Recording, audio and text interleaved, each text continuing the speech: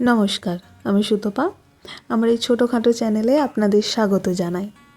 দীঘায় দ্বিতীয় দিনে আমরা সকালবেলা গিয়েছিলাম জগন্নাথ মন্দিরে। আর এই দিনটা আমাদের ফার্স্ট অ্যানিভার্সারির দিন ছিল। এই মন্দিরটা 2022 সালে নির্মাণ কাজ শুরু হয়, আর 2025-এর 30শে এপ্রিল অক্ষয় তৃতীয়ার দিন উদ্বোধন হয়েছিল। আর আমরা যে এই বছরের মধ্যেই এই মন্দিরটি দর্শন পাবো সেটা ভাবিনি। রাজস্থানের গোলাপি বেলে পাথর দিয়ে মন্দিরটি তৈরি হয়েছে এবং এর উচ্চতা 65 ফুট। এটা নিউ দীঘার কাছে প্রায় 23 একর জমির ওপর তৈরি হয়েছে। তারপরে আমরা গিয়েছিলাম দীঘার বিজ্ঞান কেন্দ্রে।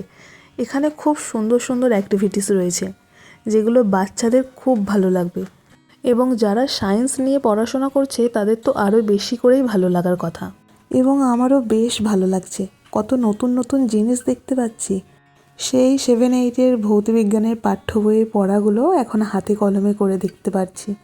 এই যে ভুল ভুলাইয়া, যেখানে হাজার হাজার পথ আর অনেকগুলো দরজা ছিল। তারপর গিয়েছিলাম ঢেউসাগরে। এখানে শুধু আলোর খেলা, চারিদিকটা শুধু আলো আর আলো। এটা দেখে ওই ভ্যাবাচ্যাকা নামক রিয়েলিটি শোটার কথা মনে পড়ে গেল। চলুন আজকে তাহলে এই পর্যন্তই। দীঘা ঘুরতে যাওয়ার ব্লগ এখানেই শেষ করলাম। আশা করি আপনাদের একটু হলেও ভালো লাগবে এই ভিডিওটা। পরবর্তীতে আবার নতুন একটা ভিডিও নিয়ে আপনাদের সঙ্গে খুব শিগগিরই দেখা হচ্ছে। নমস্কার।